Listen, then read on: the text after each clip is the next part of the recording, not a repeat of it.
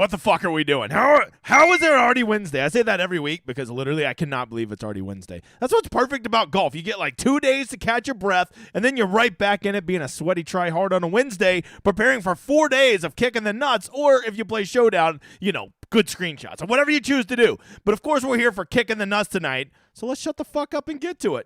What's up, new guy? I'm the Degenerate75. I'm a PGA DFS content creator who's been playing PGA DFS for far too long. I've been playing at a relatively high level, at a relatively successful level for a very fucking long time, and I'm here to help you get better. I'm not going to give you picks if that's what you want. There's plenty of other places to find that. That's not what I do here. I'm going to try to walk you through the game, teach you a little bit about the process, and help you form your own. If that sounds like something you're interested in, well, then hang around, dude. By the way, if you like the cut of my jib, check out the schedule, because if you don't know, next week's a major. Probably my favorite major of the year. I know I say the Masters, but when the U.S. Open gets here, I always remember, I love you, baby. And so with that said, I got to go big next week, okay? Saturday, I'm doing a course preview show. Yes, groundbreaking. No one's ever thought to do this. I am doing a course preview show along with price reactions and contest selection. Sunday, I am going to bring back my pod where I'm going to be interviewing somebody talking all things U.S. Open, somebody who actually almost qualified for the U.S. Open. And then, of course, next Wednesday, we'll do the emergency stream, 7 p.m., Lord's time zone as always. And next week, round 2, round 3, and round 4, all live for Showdown Hoedown. And if you don't know what Showdown Hoedown is, what the hell are you doing with your life? Showdown is so much more fun than kicking the nuts. I get it. I play kicking the nuts too. And then I get kicked in the nuts, and I'm like, why did I do this, okay? So check that out. Lots coming. Which, by the way, you also need to know about me, new guy. I'm not a poor, and I am going to be giving away for the U.S. Open next week over $1,000 in tickets that you get to build with me. Okay, $1,000 in tickets. Not a poor. Not a poor. And more importantly than that, I'm giving you my time, which some people would say is worth quite a bit of money, Bob. So if you want to be in that, all you simply got to do is for all those YouTube videos that are coming out next week, just leave a comment. That will get you in there. Like, subscribe, leave a comment. That gets you on there. Over on Twitter, anytime I post a U.S. Open show, just simply like and retweet it. That'll also get you in there. And of course, most importantly, be here next Wednesday for the live draft or for the live picking. Okay? Because if you're in the chat, that's how you can also get selected that way also, right? Going to be giving away a $555 ticket and over 20 $25 tickets, all of which you'll get to make with me, and we will split the profits 50-50. If you're like, well, I don't know if I want to split it. Well, dude, trust me. When I'm PayPaling you like 5 figures, you'll shut your mouth and be happy about it, okay? Yes, we're doing giveaways tonight. If you're just here for the giveaways, first of all, you're a loser. Second of all, don't be that guy. And third of all, you got to wait till the end. I might sprinkle some in. You never know with me. I'm crazy.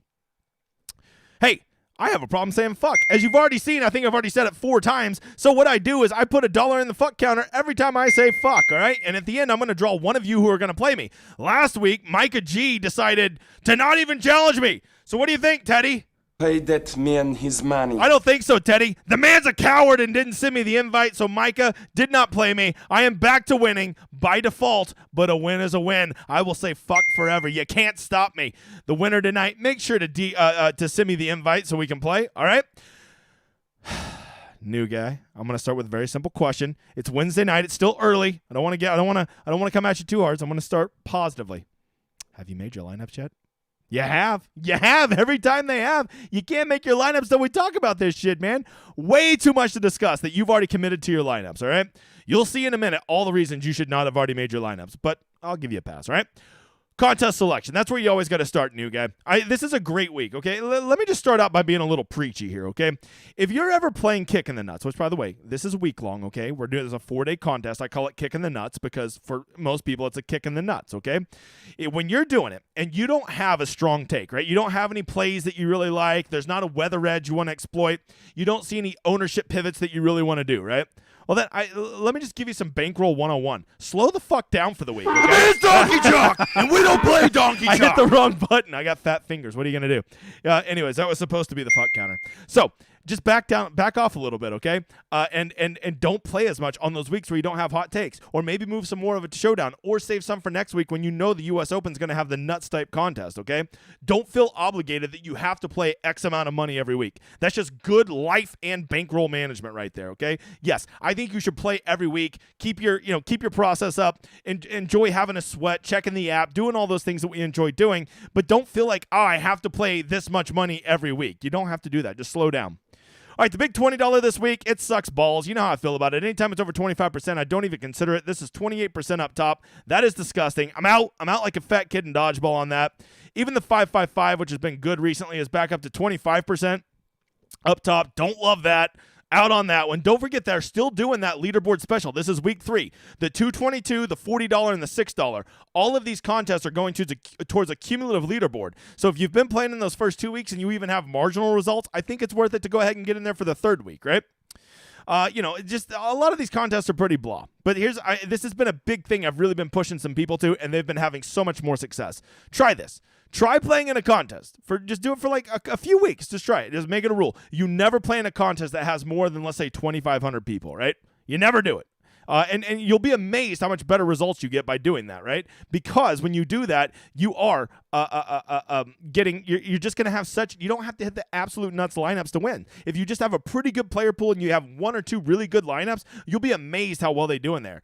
Okay, like go check out the $8 3 max, the $20 3 max. Go do Pat Mayo's $15 3 max. Go do a $33 single entry, a $12 single entry, a $5 single entry, a $3 single entry. They have it for everything, no matter your price. Did you even know that they have a secondary $3 20 max? You didn't even know that, did you? You always go play in the big one. You never get results. You could be playing in this smaller one. Look, only 2,300 people in this one. Yes, $600 up top, but you know what? It's still a great payout structure. And if you win $300, or if you win $600, you'll be dancing in the streets naked. Shut your mouth. You'll be so proud of yourself, and you should, because winning a GPP is freaking hard, Bob.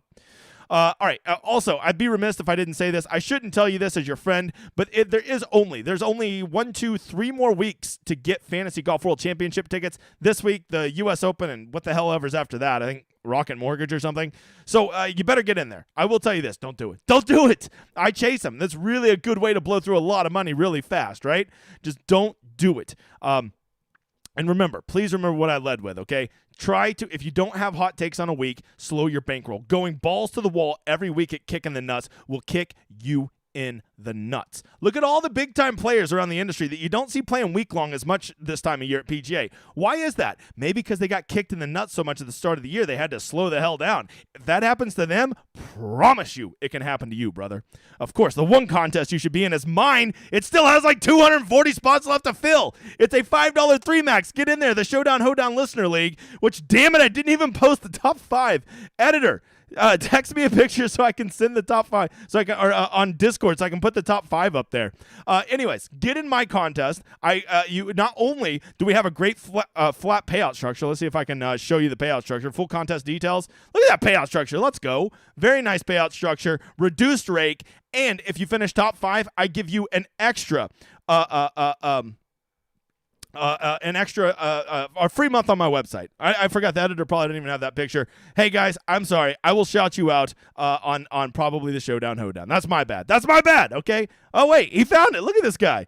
Let's see if I can get this to open real quick. Boom, open tab. Look at that, the editor coming through. There you go, my dude. LMO 132, Johnny Cool, 2 in the top 4. He's already on I already got him a free month on the website. And these 2 guys, Neps, and Twamis Rocks. There you go. That's our winners. Awesome lineups. Congratulations to all of you. Okay, new guy. Next question. Here you go. What's the first thing we always check when we're doing PGA DFS? Nope. It's weather. I'm sorry. And I'm going to tell you right now, it's messing with me, guys. I have been back and forth all day about how I feel about weather, okay? If you don't know, they're up in Toronto. Okay, Toronto's up in Canada. And there is a little bit of air quality issue going up in that area, right? And they're playing Oakdale Country Club there, which this is a rotating Canadian Open course, right? This is one of the ones that it rotates to. And as you can see, when I'm looking at 24 hours out, I like to look at projections. And as you can see, tomorrow looks pretty good. Not a lot of wind, maybe a few sprinkles in the afternoon. But here is the one thing that I am taking away, and I think people don't recognize affects scoring quite enough, is this. When it's cold, the ball doesn't fly as well, and it makes having nuts scoring harder because like you're guessing more on how far your ball is going to fly, right? So when a lot of these guys are teeing off, it looks like it's going to be into the 50s all the way until about 11 o'clock local time there, right? So the early guys are going to be playing with minimal winds, and I do think it's going to be a relatively soft course, but it's going to be a little nippy, right? In the afternoon, it doesn't get particularly warmer, but at least it passes that 60-degree threshold where scoring really seems to get better. So, as of tomorrow, I think it's going to be relatively a push, right? And my whole narrative this week, I think it's going to be a birdie fest. I will tell you, when I see this weather right here, it makes me a little reluctant that maybe that won't be the case, okay? So I don't know. I'm guessing. I'm projecting like everybody else is. But the two things that I'm very confident I know about this course is there is a lot of short scoreable holes. That's one fact I know. And fact number two is it's going to be soft. It's just there's been a lot of moisture around there, and it doesn't get hot enough to bake out these greens. I think you're going to have super receptive greens, and when you have guys, professional golfers with 100-yard shots, it's going to be a birdie a large percentage of the time when they're throwing it into soft greens. So that's been my narrative all week. And so if I'm playing a birdie fest, I got to have my guys out there in the best conditions, okay? Problem is, I don't know. Thursday almost looks like a push. But, of course, there's a 2-day split. So let's go check out Friday. And when I'm looking 24 to 48 hours out, I like to look at NAM. And it would seem like to me that Friday afternoon, according to the NAM projections, which are different than my other ones, the Friday afternoon looks like the nuts, right? You're going to have upper 60s into the low 70s, and you're going to basically have no winds. You're going to have no winds, and you're going to have a warm course with soft greens. If that's not the nuts scoring condition, I don't know what is. So, what don't I know? Well, first of all, Friday afternoon is the furthest off, so it's also the most likely to change in the projection. So there is that to factor in. But if I had to guess, when will these guys get the course the best out of Thursday morning, Thursday afternoon, Friday morning, Friday afternoon? Just looking at these projections, I would guess that probably Friday afternoon would be the nuts time to be out there. And if these guys, I think the winning score is going to be somewhere around -18 to -20, you need some of your guys to go get that -5, -6 round in the nuts conditions. So not only do they make the cut, but they've also positioned themselves that if they have a solid weekend, they can go get you those top 20 finishes that you so desperately need to win GPPs, right? So long story short, here's what I'm going to tell you. I don't think there's a weather edge. I don't. I think it's going to probably play within a quarter shot of each other, okay? I don't think that you should go all AM, PM, just like I don't think you should go all PM, AM. But here's what I will tell you. If I had to lean, if you said, nuts on the table, you have to nail it. I would say if you had to use a tiebreaker, I would probably lean AM, PM, guys. Now, when it comes to studs, I don't even factor in weather edges. Studs don't give a fuck. Whoever's going to play well from the studs is going to play well from the studs. But when I'm trying to pick those scrubs, and I'm in the last guy in my player pool, and I'm trying to cut a guy out that's 6,800, well, maybe that is where you use the tiebreaker. I would maybe lean AM, PM because I think Friday PM is probably going to be the nuts conditions. But like everybody else, I'm just projecting, okay? But that is the best I can give you. I think that there's a real advantage to playing Showdown this week, especially at round 2 and round 3, just like we saw last week. Because once we learn a little bit about how this course plays on Thursday, and then we have accurate weather projections for Friday and Saturday, I think there's going to be a huge edge at Showdown. So I highly encourage you to check out Showdown this week because it was a print fest last week. I mean, it was just so easy. People are like, I'm going to play afternoon, guys, even though it's going to be a completely different course. You could not believe how many dumbasses play Showdown. All right. You want to know how I make all those lineups? By the way, almost got my 6th GPP win last night, but instead I got my 12th second of the year because Wyndham Clark can't make a 6-foot birdie. Thanks, prick. That's what you get. All Oklahoma State people suck. Fact, I went there. So, how do I make all these lineups? Well, I can tell you, 100% of them were made right here using the solver. Furthermore, it's not just about the solver being a great optimizer, which gives me the best versions of my player pool. It's about I have all my projections, not other people's projections, my projections. I make my own sweaty projections just like I make my own sweaty ownership, okay? I load them in here. I do it for week long, aka kicking the nuts. Round 1, round 2, round 3, and round 4 Showdown, so you have it for every round, okay? And you go in there, you make your player pool, you can use my projections if you want, which I would suggest you do, and then you make really good versions of your player pool, and then you hit the nuts. That's how you do it, right? You're like, but I can't afford it. Well, I'll tell you what. It's not $130 a month. It's $25 a month, and it is awesome. And you get my projections if you use my landing page, this little Showdown Hoedown. You see how it says all links in the description right here? That's because all links are in the description, motherfather. All right, let's get over to ownership. Probably the most important thing this week, seeing I can't tell what the hell's going on with weather. For all of you tracking the donkeys this year, last week our donkey chalk was old stupid face Patrick Cantlay. How'd that treat you? I got with Patrick Cantlay. You ain't got to do shit, It's Patrick Cantlay. That man has a neck beard. You never have to play a neck beard. All right. How did he do? Well, he got T30th and got 57 points. You could have played Rory McIlroy or Morikawa. Not that either one of them did great, but they both outscored that bum. And by the way, they were at about a half and a third of his ownership too. So there's that also, Bob. Morikawa outscored him and he was true, didn't he? That is hilarious. Okay, I just realized that. More flour. More flour? I like that.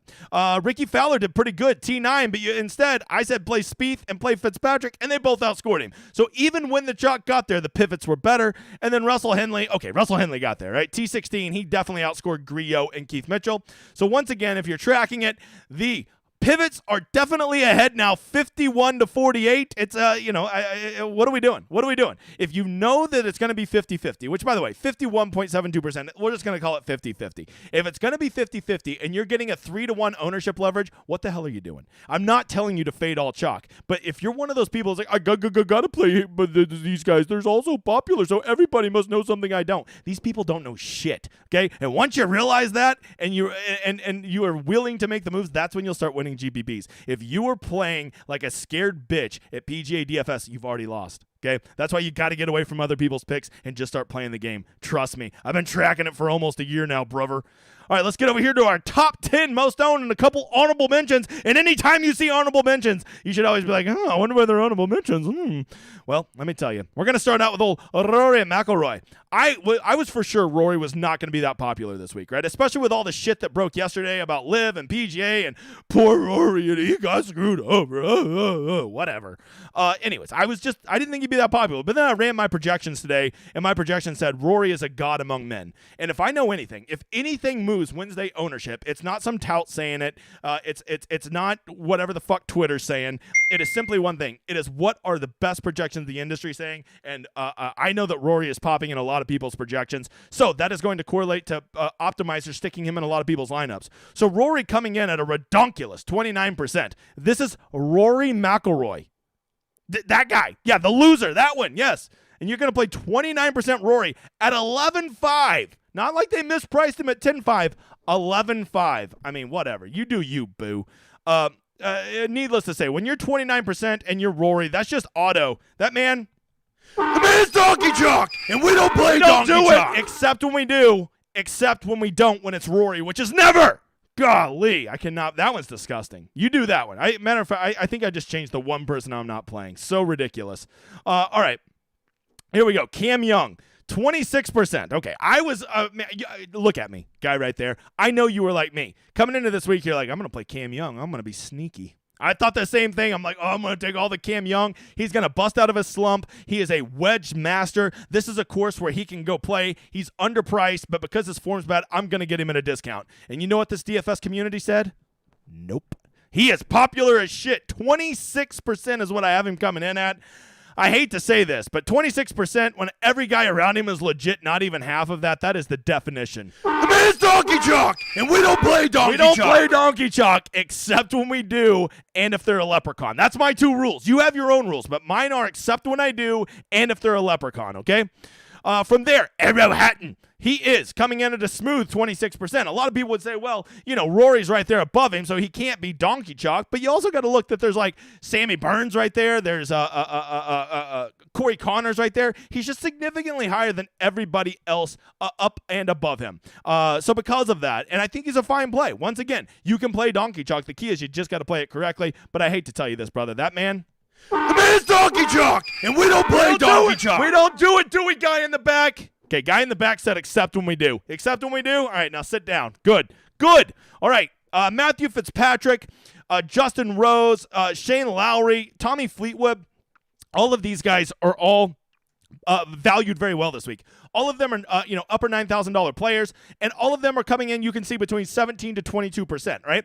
And because of that, a lot of people say, well, they're all chalky. But you got to remember, a lot of that ownership is just simply because where the fuck else are people going to spend their money, right? There's only 3 guys above them to spend their money on, and people are treating Sam Burns like he's got leprosy. So where are we left? Well, we're left with people have to spend their money somewhere, because if we know rule number 1 of PGA DFS, people spend their fucking salary. We know this, right? So with that in mind, we got to just take it a step back and realize that all these guys' ownership are respective to the guys around them. But that doesn't mean that they're not chalk at all. I would just say they're kind of, I don't like it that it's that high, but a lot of it is just simply where they're priced, right? And I think you can definitely include these guys in your player pool and not lose sleep about it. It's just what you want to avoid is like stacking 2 donkey chalk guys and 2 ad chalk guys in the same lineup, because you're literally starting the same way as everybody else does, right?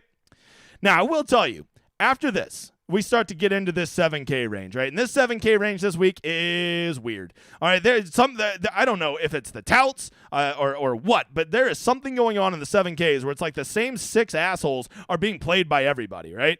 I don't know what it is. I think it's like the short hitter narrative's going, because all of them are kind of like, donkey hitter, ball striker guys, like ball striker wannabe kind of guys, right?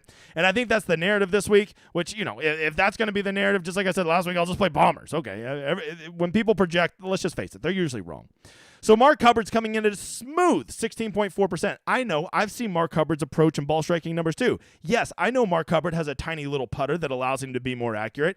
But you know what else I know? He's 16% at 7,300. And I can't think of a time in my life that a guy at 7,300 at 16% has ever been a good play. So The man's donkey chalk, and we don't play donkey chalk. We're not doing it in the 7Ks. If you've learned anything from my pivot tracker, I hope you've realized that 7K donkey chalk is exponentially, look, fucking Google that word, exponentially worse than 9K, 10K donkey chalk, okay? If you haven't learned anything, learn that.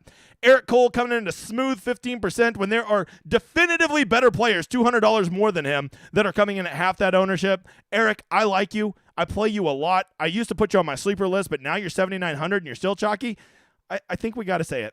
The man's donkey chalk, and we don't play donkey chalk. Hey, Polly, what do you think about all these 7K chalk guys this week? Get the fuck out of here. I agree, Polly. All right, Corey Connors coming in at 14.6%. Let's face it, he's the lowest owned. He's actually a tremendous pivot. Him and Burns are the big pivots up high. If you want to call that chalk because you don't understand what the term is, well, then we're just going to have to agree to call him. Okay. He's okay chalk, right? If you want to play that, play it. Don't lose any sleep over that. And then lastly, we've got Lee Hodges and S.H. Kim. All right, Lee Hodges coming in at 14.6 and S.H. Kim coming in at 12.6. Okay, first of all, this S.H. Kim at 12.9%, I am genuinely baffled. Genuinely baffled. I don't get it. Maybe people think it's Siwoo, and they're too stunned to realize that this is S.H. Kim, not Siwoo Kim. But he's coming in at 13%.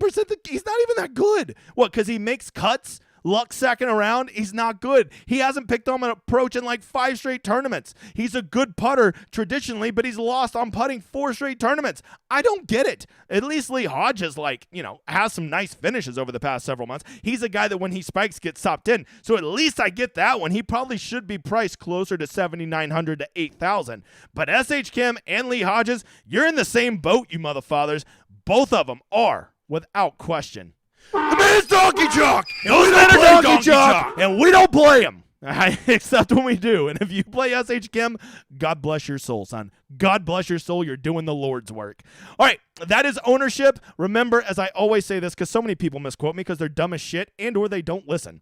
Donkey chalk is fine to play. Any chalk is fine to play. I play chalk every week. You see one of those guys up there in red? I promise you I'm playing one of those motherfathers this week. I promise you I am. Okay? But what I'm going to do is when I put that asshole in one of my lineups, I'm not going to stack him with a bunch of other chalky guys. I'm going to say, hey, this guy is a common piece that a lot of people will start a lineup with. I need to be aware of that, and I need to be calculated and make sure I get 1 to 2 pivots in that lineup. Maybe a sleeper in that lineup to differentiate my lineup so I'm not playing 1v1s versus 10,000 people or 2v2s versus 10,000 people. You want to have competitive PGA DFS lineups, but also lineups that are different than other people so you have multiple ways to get there and find success. Okay? If you don't understand that, fucking read a book. All right.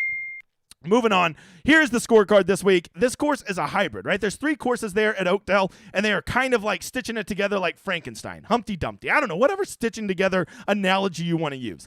And the course is, well, it's interesting, right? It's like no course I've ever seen in that, well, first of all, there's only 3 par 5s, but there's only 3 par 3s, so it's still a par 72, right? So that's one weird feature of it. The second weird feature is there's 3 through 6 are these 4 monstrous par 4s in a row, right? But then every other par 4 on the course is like very scoreable distance, right? With a lot of them literally falling into the range of like if Rory hits at 350 and straight, he's going to be chipping for eagle all day, right? Like that. It's that kind of course. Matter of fact, did I just talk myself into Rory? Jesus, I don't want to play Rory. Okay, I guess you guys are playing them, so I don't have to. All right, and what's crazy is just all of these shorter par fours. Look how many par fours are coming in at under 400 yards. 1, 2, 3, 4, 5. 5 of them. That's and then you factor that in with the 3 par 5s, which I think are going to be very scoreable. That is 8 very scoreable holes. And don't forget, there's some medium, some shorter medium ones too, right? 432, 419, 424. It's not like those are hard either. You hit it if you just hit it 280 and in the fairway, you're going to have a nice little wedge in for your second, right? So I think that this course is going to be scoreable, especially when you have receptive soft greens, which, by the way, I'm only projecting. I've been looking at the weather there, and I'm just projecting that's how the greens are going to be. I'm not boots on the ground. I will say this: you're gonna want to be playing from the fairway, as the rough does look thick. It doesn't look as thick as last week at the Memorial, nor as thick as we will see next week at the U.S. Open, but I also don't think it's a bomb and gouge type course. But it is a bomb it and put it in the fairway course. I think you're going to kill it, right? If I could have Victor Hovland here, I think he would be like almost the nuts play this week, right? A guy that can hit it 325 and straight 80% of the time, give me that guy, right? Which, by the way, used to be Rory until, he became a fucking loser, right? So that is a breakdown of the course. That is the breakdown of what we're looking at, okay? And don't forget, we've had a plague of guys withdraw for numerous reasons, right? Some of them have qualified for the U.S. Open. Some of them are just wieners. So please, look at me. This morning when I was doing Tired Face, I made my sleepers video. I put 2 of these guys on my sleeper video. If I can make a sleeper video with 2 of these guys on there, I know that you could easily overlook that these guys have withdrawn, right? Ben Griffin, Benny Ann, Charlie Hoffman, Davis Thompson, Joseph, don't call me Joshua Bramlett, Luke List, Sam Ryder, Sam Stevens, Zach Blair. Okay, a lot of guys withdrawing, and a lot of those guys are like pretty legit golfers, right? So do not put them in your lineups, right? Because, depending on what site you use, the slapdick site I use definitely does not remove them, right? So just be paying attention. Do not have those guys in your lineup. If you've already made your lineups because you're a dipshit and you put those guys in there, well, you're probably not watching this show, so I don't care. Just lose. All right, let's go talk about my model. Model is life, if you don't know. Some things I'm looking at in my model. Just recent ball striking. I always care about recent ball striking, which is just approach and off the tee together. Who's just been doing that over their last 12 holes? I looked at opportunities gained. That's whenever you stick it within 15 feet and you're giving yourself lots of birdie looks, but I only looked at it on easy and average courses of the last 24, right? Who goes and gets those easy and average courses, which is what I'm projecting it'll play like. I also looked at par 5 scoring on easy scoring conditions, right? I think these are going to be easy par 5, so I don't give a shit how you scored on par 5s at the PGA Championship. I care how you do it on easy courses. I looked at those shorter par 4 distances. Who tears up those shorter par 4s, right? Because it could be a skill. It could be bomb it down there and have a 50-yard little flip wedge, or it could be, lay back and you're a killer from 130 out, right? Whatever it is. I need to know who scores on those. Good drives. I think you're going to want to be good drives is not fairways, right? Good drives means that it leads to a greens and regulation. And I think if you are scrambling around this course, you're toast, because you're going to need to probably be averaging a -3 or -4 round per round just to even have a chance to finish in the top 10. Of course, we got bent grass greens, so I looked at bent grass putting, proximity over 200 yards, DK scoring on easier 72 courses, procs from the little wedge range, longer procs for the par 5s and the par 3s, and those longer par 4s, because we don't want them bleeding away a bunch of bogeys. And of course, who scores well at medium 72 courses, 7,200 to 7,400. And hey, Ma! What a surprise! Rory's number 1 in my model. Who would have ever thought that I'd make a model? Rory would be number 1. I'm just a true genius when it comes to making these models. I don't know how I do it. Maybe I was born with it. I don't know. It's a true gift. All right, so here you go. Here's a little rundown of every thing. You can see Justin Rose, number 2 in the model. Justin Rose. He's going to win. I just have a feeling Justin Rose is going to win. I'm always 2 weeks late on people. All right, Rory's number 1 in the model. He's honestly good at everything, and the one thing he's not good at is good drives, which honestly doesn't if he gets his wedges figured out, I don't think it matters. Like, it's going to come down to this. If Rory figures out his wedges, which if you didn't see last week, he was particularly a train wreck. He was bombing that shit straight down the middle, and then he just could not stick his wedges close. If he figures out his wedges this week, Rory will win this tournament by 3 to 4 shots. There you go. I said it. His driver last week, if he plays with that driver this week and he figures out the wedges, he will win by 3 to 4 strokes. There, I said it. I know he's a fucking loser, but you know what? There's a lot of losers in this field that he can beat. All right, Sam Burns is the ultimate pivot up here. No one wants to play him. I think I got him coming in around 11 or 12%. Here's what you need to know. If this really does turn into a birdie fest, the one place you do not want to fade Sam Burns is at a birdie fest. Because if that guy shows up and he's got his game on, Sam Burns can, of all the top players, I truly believe this, he gets more nuclear hot than any of them. Okay, I know. You're like, oh, what about Scotty Scheffler? I'm just telling you, I'll take Sam Burns. I'll take a nuclear Sam Burns round over a nuclear Scotty Scheffler round. I know, I'm controversial. And the fact that that's the only one you can throw at me that's even in contention with him just proves my point.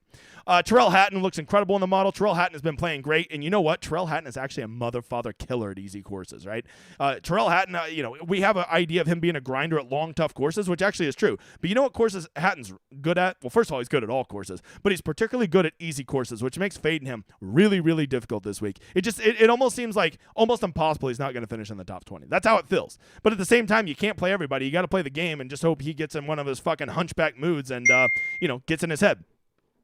We've already talked about the $9,000 range. This is a really popular range here from Fitz all the way to Cam Young. Very popular. The only exception being Corey Connors. There's tons of win equity here. Euros playing in like rainy, overcast conditions, and plus, Canada, maybe that feels like Europe to them, right? So when you're America, Canada, is that part of Europe? I'm not sure. Guy in the back is Canada and Europe? We don't know. We live in America. Okay, I tell you where Texas is though.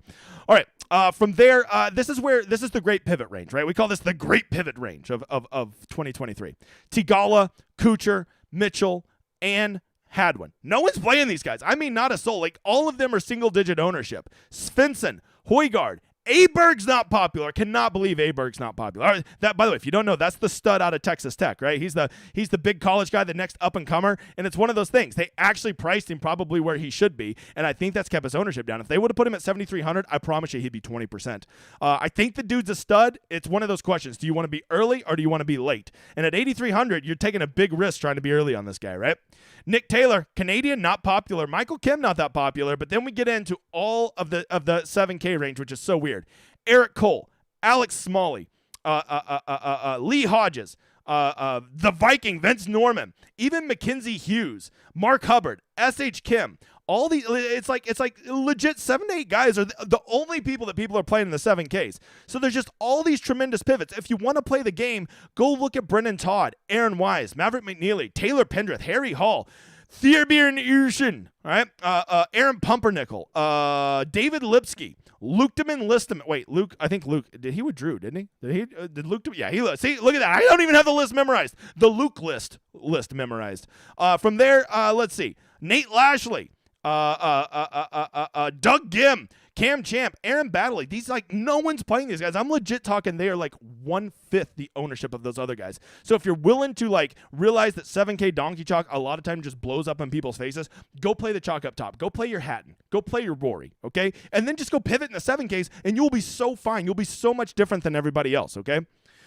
From there, other guys, Garrett Keego's getting some love. If it's going to turn into a birdie fest, you always got to be open to Garrett Keego. As you can see, he's 15th on my model. And Garrett Keego's not normally a guy that models well, right? I will tell you this. If you want to play Garrett Keego right, fade him at week long and play him at showdown. One of these 4 rounds, he will go nuclear. You got my word on it. Dylan Wu, going to be very popular. Seems like a very good play. I like Dylan Wu at easier courses. I really like Sam Ryder until he withdrew. This Aaron Cockrell guy coming over from the DP World Tour seems to have a little bit of a moxie coming with him. Did well in a Korean Tour event, a Japanese Tour event, and 2 DP World Tour events. I will warn you that when we see these guys come over from Europe, they don't always come over and land the way we want them to, right? Davis Thompson has withdrawn. There's just a lot of nobody under Wu is over 4% owned. Nobody, right? You've got a couple sleepers to consider. EVR, Grayson Sig, Justin Lauer, anytime it's a birdie fest. If you're buying my narrative, which, by the way, could be complete bullshit, but if you think it's going to be a birdie fest like I do, which I'm not as convinced of now that I've seen this weather forecast, but if it is, I think those are guys you want to consider because those are guys that go nuclear hot, right? Callum Tarrant would be another one, but, once again, Callum Tarrant's a guy I just like to save for showdown, baby. All right, from there, who else do we got? Who is this guy? Oh, yeah, Jake needs to take a nap. All right, this guy's been talked up. I've had 3 people DM me about him today. Yes, he's coming up from the Korn Ferry Tour. Yes, his form is really good. But here's the thing. If there's one guy we're going to look at and be like, why the hell is that guy 7% owned tomorrow? It's going to be this guy. I'm not telling you to play him or not to play him. It's whatever. You do whatever you want. I'm just telling you, if you think you're being sneaky and you're the only one that knows about Jake needs to take a nap, you're wrong, bruh. Okay, my projections loved him, and that was what really put my intent on. And then I saw that, followed up by 3 DMs. I was like, oh, shit, this guy's going to be popular.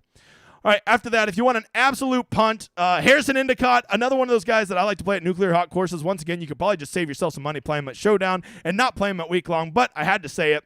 And then I don't even have rankings for a lot of these guys because, this site that I'm using is Which brings us to maybe the most important question of the night. Well, the second most important question of the night is, who is the one guy that I am definitely, I got to find my button, right? Who's the one guy I'm definitely not playing? Well, I'm back and forth on this one, but I think I've made up my mind. I think I'm going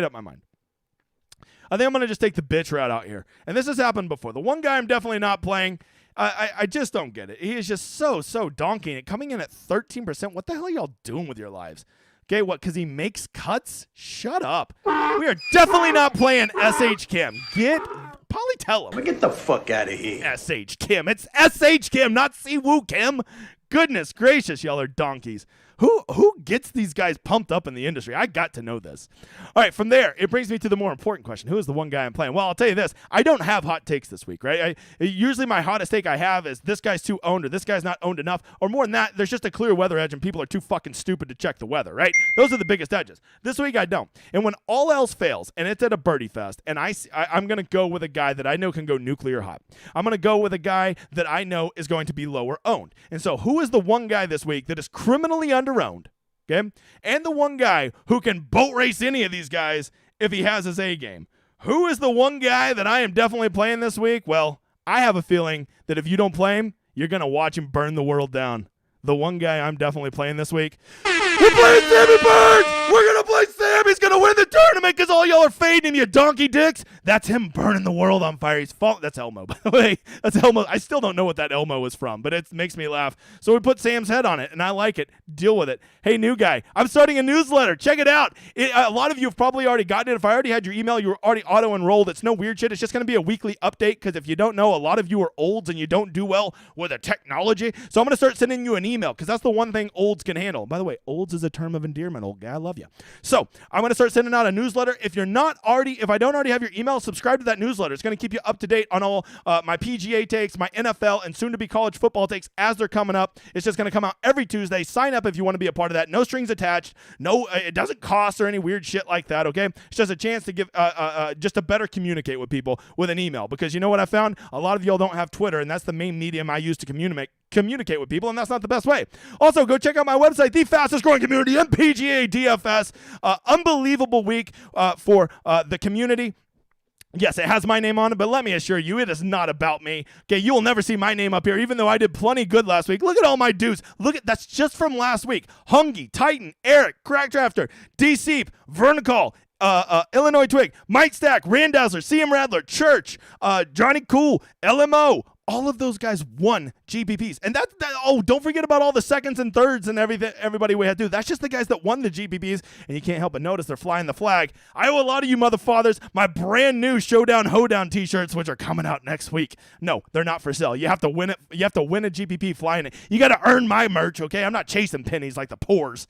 And, of course, I have the best tool in all of PGA DFS, the Rosetta Stone. If you need all of this relevant information put into one place, instead of a website that just throws a bunch of numbers at you and says, hey, go figure it out, dipshit, when does somebody actually put it all in a way that you could comprehend it, understand it, and give you the relevant information and get rid of all the noise? That is what the Rosetta Stone does. I have it for round 3 showdown, round 4 showdown, and I have it for week long. If you want it, come check it out.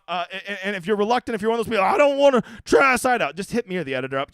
We let people have a free week all the time, okay? You ask, we'll probably say yes. And, of course, like and subscribe. Hey, I got 305 people in here, only 144 likes. What is wrong with you? We got to get to 300 likes this week. If we can do that on a slow week like this, we're fucking champions, Bob.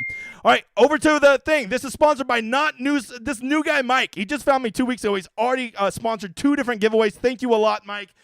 Editor, I need 2 names, and we're going to do another one at the end. I totally screwed y'all last week. Editor, at 7:55, you make sure to draw one, and don't let me forget. So for right now, I need 2 winners. Kevin Lane, me and you. By the way, if you ever win one of these and you want to save it for Showdown, then we can do that because I've hit 3 really big winners with these listeners so far this year, and all 3 have been at Showdown. So if you don't want to waste your money at week long, we can do it on round 2, round 3, round 4 Showdown. I'm totally down for it because there's a way bigger edge at that than there is at kicking the nuts, Bob.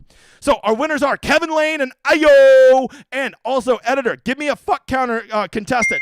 Whoever is drawn next is going to play me in the F counter, and that is going to be by the way, editor, it's going to be Brandon McNeil. Brandon, send me a 1v1 competition on DraftKings. We're going to play, and you get to play for all this money up above my head. For the rest of you, hang around at 7:55. The editor is going to do one more drawing. To simply be in the drawing tonight, all you got to do is ask a question with a question mark, and the bot will auto-draw you. For the rest of you who want to be in the big giveaway next week for this, make sure that anytime I do a U.S. Open tweet next week, you like and retweet on Twitter or on YouTube. You like, you subscribe, and you leave a comment. Okay, I'll try to remember to say that in the video. If you do that for my U.S. Open videos next week, that will get you in the big drawing over $1,000 in giveaway. What are we not? Hey, guy in the back, what are we not? Okay. No, pores. We're not pores. That's a dumbass. All right, so there you go. Let's get to some Q&A. Editor at 7:55. You just automatically do the drawing. I don't want to forget again. Sometimes I get to answering these questions and I forget about time and space. It's like a continuum. All right, here we go. Hey, only 14 people left tonight. Less pricks every week. You'll love to see it. You'll love to see it. All right, let's see. Get into the questions here. Will a Canadian win? No. A Canadian will not win. I tell you what, if you're going to make me say one wins, I'll take Nick Taylor, though. Rory try hard mad. You know, here's the thing. I don't think Rory's that kind of guy that, like, he gets better when he's pissed off, right? There's not many golfers that, first of all, get better when they're pissed off. Maybe Tyrrell Hatton and John Rahm. Jonathan Ramtha might be the only two. Rory strikes me as a guy that's going to be like, I just didn't play well this week because I had, like, too much on my plate from, like, all these emotions and stuff. It's like, shut up, Rory. So insufferable. He'll win. All right, with everything that's going on this week, it feels like it's even better to avoid chalk. Yeah, I don't know, Chris. A lot of these guys that are chalk, like, I don't really think Eric Cole gives a shit about anything that's happening with this week. I think Eric Cole, he's donkey chalk, and he's a guy that's highly motivated and wants to go win. So I don't know if I buy that narrative, Chris. I don't know if I can follow you on that one. Let's see here. Favorite 6K play? I'm going to give you a weird one. I'm going to give you a real weird one. It would be Davis Thompson, except his bitch ass withdrew. Let's just go with EVR. Let's go with EVR. Zach already answered it. Slight lean towards AM PM, but man, it's razor thin, bruh. High dollar, low GPP entry. Okay, going 2 chalk, 2 mid, 2 pivots. Yes, Jason. Hey, go watch that archive video I did over on the Discord.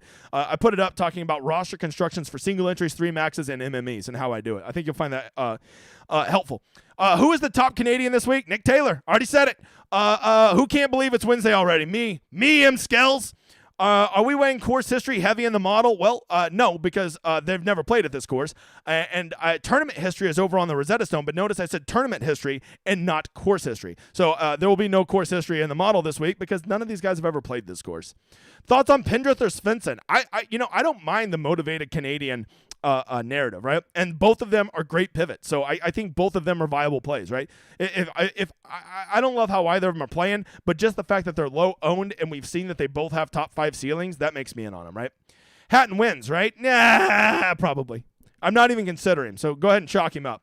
Lowest owned with the most upside under 7.5K. Lowest, so you got to have upside and be able to win? Ooh, Nate Lashley, I guess. I mean, no one's playing Nate Lashley. I've seen Nate Lashley win before. I think, didn't I? maybe I just wanted to see him win before.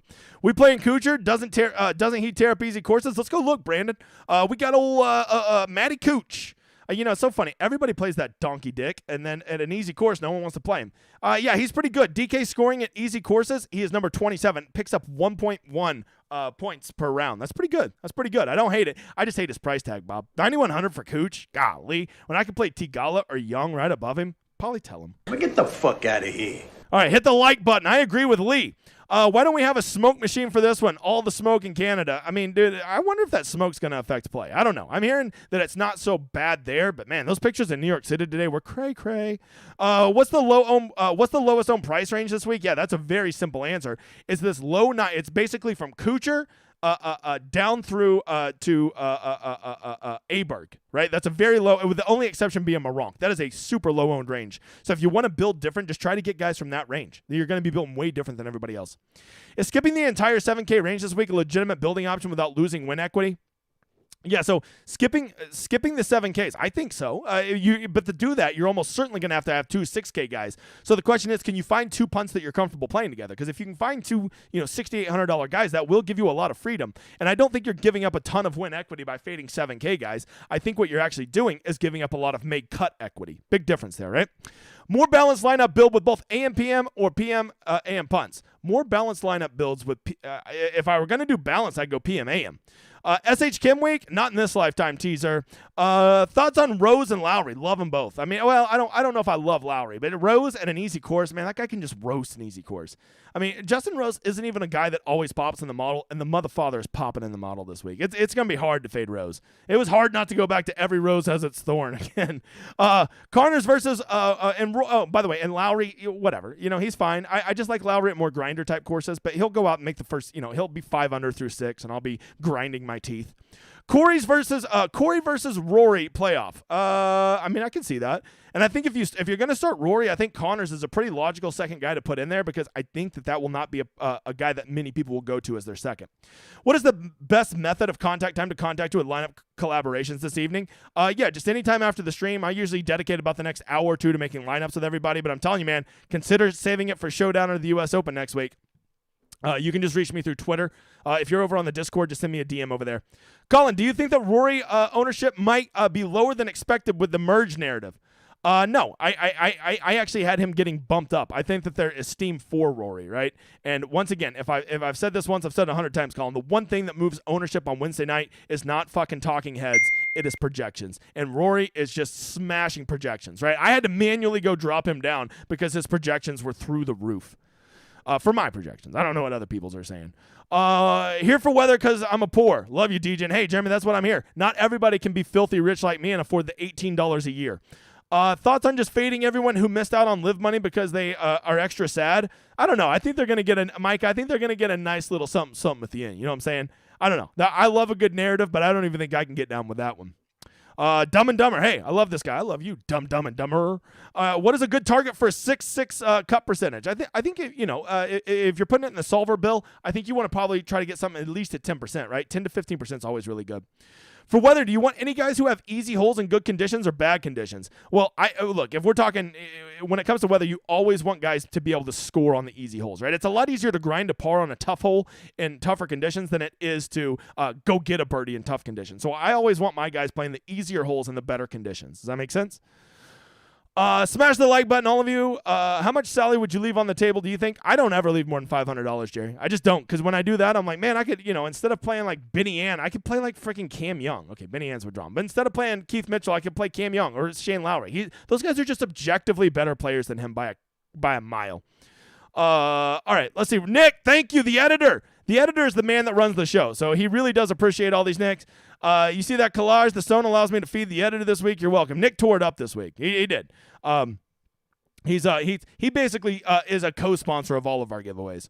Let's see. Live round 2 showdown. I want to do it. Yeah, so we'll be doing round 2. Not this week, not for the Canadian Open, but for the US Open next week, okay? Don't get it twisted. Birdie Fest this week. That's my narrative. Brown 35 Matt. I think that they're going to get after it. Could I be wrong? Absolutely. We've never seen this course. We don't know how the weather's going to affect it, but that has been my narrative and what I'm guessing. And you know what? Pick your lane and go 100 miles an hour in it. That's always been my philosophy at PGA DFS.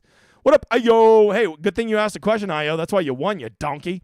What's a good target for win equity? 10 to 15% is always good. Same answer.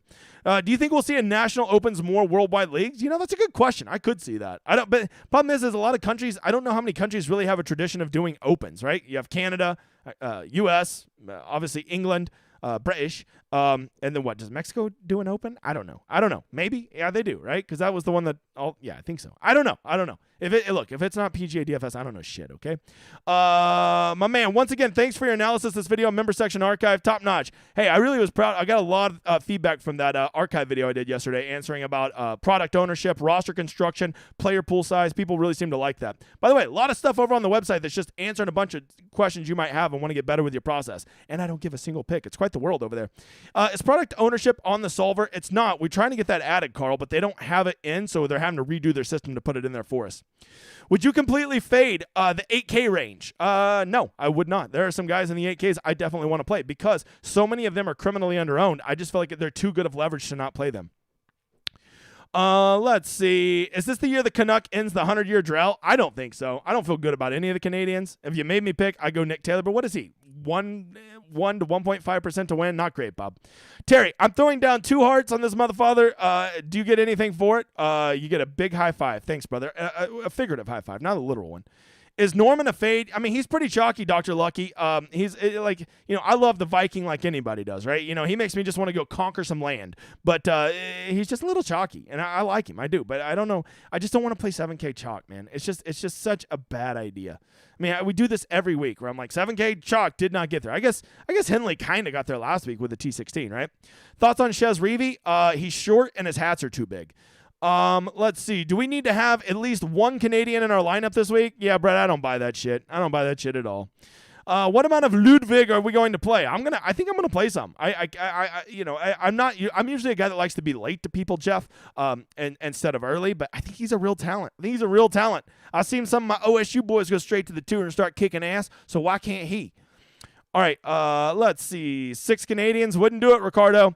Wait, I won the F counter last week. How did I miss that? Because you had your head up your backside, Micah. You know what? You probably would have beat me too, because I think my lineup really sucked balls for like the 3rd week in a row. I just throw my 307 lineup in there. I don't give it a whole lot of thought. All right, do you always use solver high for variance? You know what, Nicky B? What you really want to do is get away from just using the variance thing here and actually go into your advanced settings and go adjust the variance, right? Go bump it up to 25, 30%, and it will get you off of just strictly going off the projections, right? It's a little secret I've learned. Who is the highest priced golfer you will play this week? Sam Burns. Okay, I ain't playing Rory. Loser. Lowest ownership in the 9Ks. I got an answer for you, bro. The lowest owned guy in the 9K is going to be Matt Kuchar. Let's see. Am I wrong for throwing away all Canadians when most of them live in Florida? Yeah, I mean, the whole playing Canadians because it's Canada has got to be the stupidest narrative I've ever heard. What are your thoughts on Aaron Cockrell? I honestly don't hate him, but I will warn you of this, Brave Birds. I do say that how often do we see these guys coming over from playing well on the DP World Tour, and they always, every time this year, have come over and laid an egg. I can think of about 3 times it's happened. It was like Noren, maybe Højgaard, and there was one other one, right, where they come over there, lightning fire over there. They come over here, and they're just slap dicks. Eric, my man, nice to beat me, the editor, well-fed. Editor, you are getting up to 3 meals this week. We got to feed him because he stays busy on the week of the U.S. Open. All right, who is your favorite player, 7.5 and below? Brandon Wu. Brandon Wu. Brandon who? Brandon Wu. Where we at? Cody Berry, haven't seen much content this week. Been on a fishing trip in Canada. All right. Canadian Open up in Canada. I respect it. Are you liking studs and duds builds more? Yeah, I really like jamming 3 9K plus guys in and kind of just skipping the 7Ks. That's kind of what I like to do. I'll go play 3 6K guys before I play these 7K donkeys. All right. Ready to make a lineup. Let's go, Rise and Fire. In this LRS646 Discord did in Showdown Sunday. You won? Mr. Justin Liu? Cool. If you won, just let me know. We'll build a lineup, brother. Damn, 5 minutes and only 14 likes, I know. Hey, we're only up to 187 likes. You guys are killing it. You see what I did there? Because it's 187. Okay, it's police code. All right, read a book. All right, favorite 8K play. I think I've already answered this. Give me Nick Taylor. What satellite do you like for mid-level players? Yeah, so if I really like the $44. Chris, I feel like the $44 for the Fantasy Golf World Championship is the best one, right? Matter of fact, I've won 3 tickets, and 2 of them actually came from the $44. So 3 ever, not just this year, only 2 this year. But I've always enjoyed the $44. 570 people is not an insane amount of people to beat, and it's also not like so scary that like you start like getting your butthole to pucker and you make pussy lineups, right? It's enough that you'll build a lineup where you can go win the GPP, but it's also not so much that it breaks the bank. So that's my answer for a medium one, right? And the $5 and the $10, it just you get up to 2,000-4,000 people. You got to hit the fucking nuts to win those, Bob. All right, editor, don't forget 2 minutes. You're doing that drawing. Who's the final payout structure of your DK? I get a lot of say in it, right? But I guess they kind of get the final word on it, DCAP. Does Tigala get steamed again? Seems like it happened the past couple weeks. I don't think so. I don't think so. With Cam Young right there and all those good players in the upper 9Ks, I don't think so. I think he maxes at 13%. That'd be my guess. Are we friends now? Yes. I don't think so, Travis. I don't recall ever signing a friendship pack with you, but I'm open to it. I'll have my people reach out to yours. Monday Dynamo. How do you handle a guy who just returned from a long absence, therefore little with no recent form? Snedeker, Jimmy Walker, Aaron Wise. Yeah, I mean, I slow play the shit out of him, right? Aaron Wise was such a big talent. I went after him. But guys like Jimmy Walker and Brandt Snedeker who are washed up, I just don't want to chase that. If it were Aaron Wise or Maverick McNeely, guys who have big-time talent, I'm more willing to take that chance. I hope that answers your question. Let's see here. Since the big guy you're playing Showdown, wouldn't it be easier for us to play week-long? Well, no, because I'm going to be playing week long too. But I'll just tell you, I'm pretty much just chasing those tickets.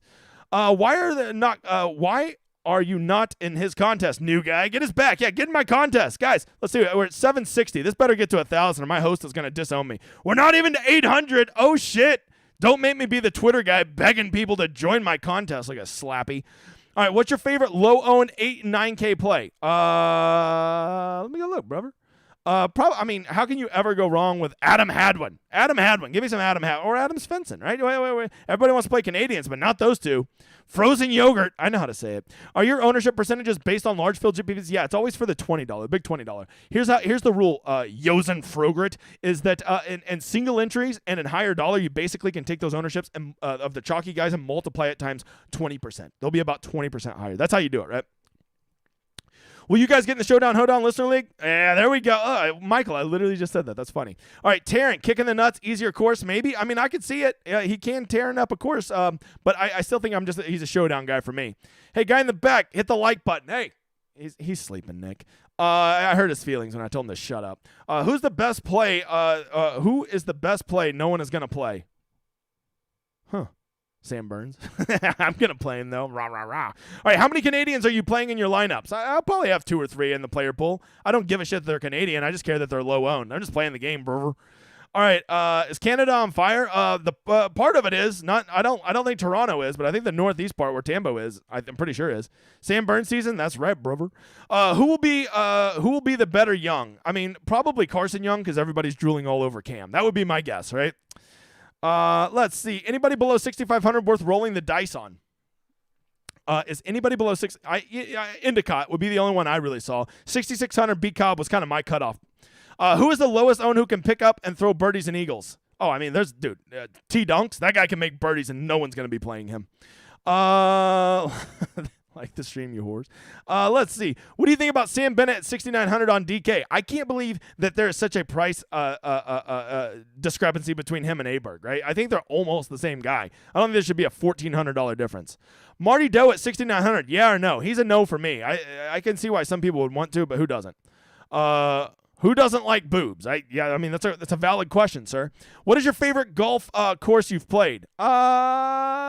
Well, the problem is all those really fancy courses I played in Scottsdale and Vegas and stuff they're all so hard I hate them. So that's not mine's gonna be like a local muni that I tear up. Probably Trosper and Oklahoma City because I can usually get around that course in under 85 every time.